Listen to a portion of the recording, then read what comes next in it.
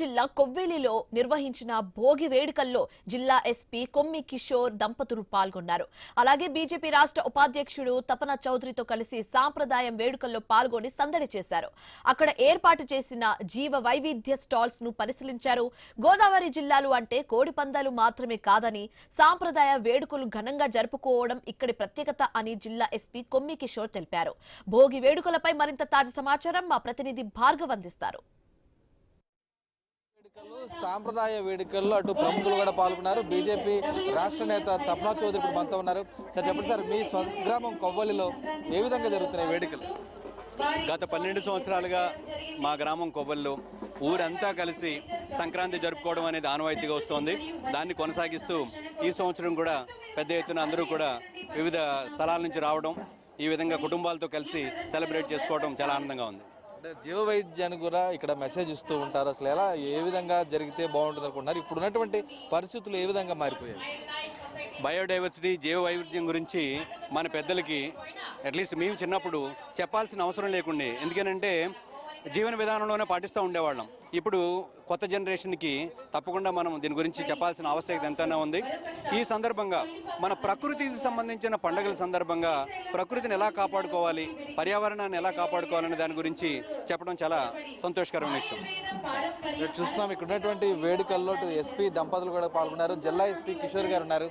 సరే, జిల్లా ఏ విధంగా జరుగుతున్నాయి సార్? సో భోగి వేడుకలు, సంక్రాంతి వేడుకల్లో పాల్గొన్నారు కుటుంబ సమేతంగా, ఎలా ఉంది?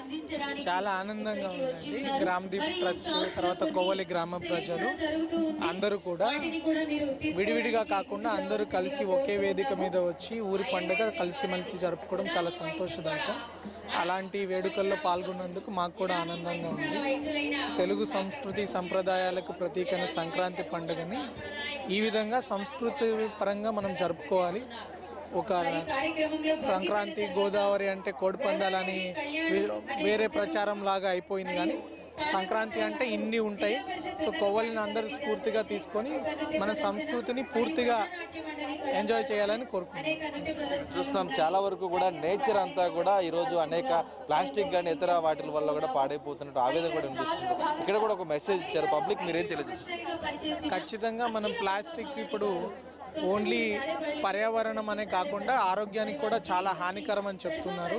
ముఖ్యంగా మైక్రో ప్లాస్టిక్స్ అనేవి మన శరీరంలో కలిసి వాటర్ ద్వారా రకరకాల క్యాన్సర్స్కి కారణమవుతున్నాయని, చాలా వరకు కూడా రీయూజబుల్ గాజు గ్లాసులు కావచ్చు, లేకపోతే స్టీల్ లాంటివి వాడి మనం ఈ అనవసరమైన ప్లాస్టిక్ యూసేజ్ని తగ్గించాలని కోరుకుంటున్నాం. చూస్తున్నాం ఈరోజు కుటుంబ సమేతంగా కూడా ఎస్పీ హాజరయ్యారు. అలాగే ఇక్కడ సహజ సిద్ధమైనటువంటి పండుగ ఏ విధంగా జరుపుకోవాలి, ప్రకృతితో మమేకమై ఏ విధంగా ముందుకు వెళ్ళాలి, మన భావితరాలకు సరైనటువంటి ప్రకృతిని ఆస్వాదించాలంటే కనుక ఏ విధంగా మనం పండుగలు చేసుకోవాలి అనేటువంటి అంశాలన్నీ కూడా తెలియజేసే విధంగా పురాతన కాలం నుంచి వస్తున్నటువంటి అన్ని పద్ధతులను కూడా ప్రజలకు అవగాహన కల్పించే విధంగా కూడా ఇక్కడ జీవ వైవిధ్య సదస్సు రకంగా కూడా ఇక్కడ అన్ని కూడా స్టాల్స్ ఏర్పాటు చేశారు. ఆ స్టాల్స్ తొలగించిన ప్రతి ఒక్కరు కూడా పండుగంటే ఈ విధంగా ఉండాలి, పర్యావరణాన్ని మనం కాపాడాల్సిన బాధ్యత ప్రతి ఒక్కరూ తీసుకోవాలి అనేది కూడా ఈరోజు సందేశాన్ని ఇస్తున్నటువంటి పరిస్థితి అయితే ఉంది.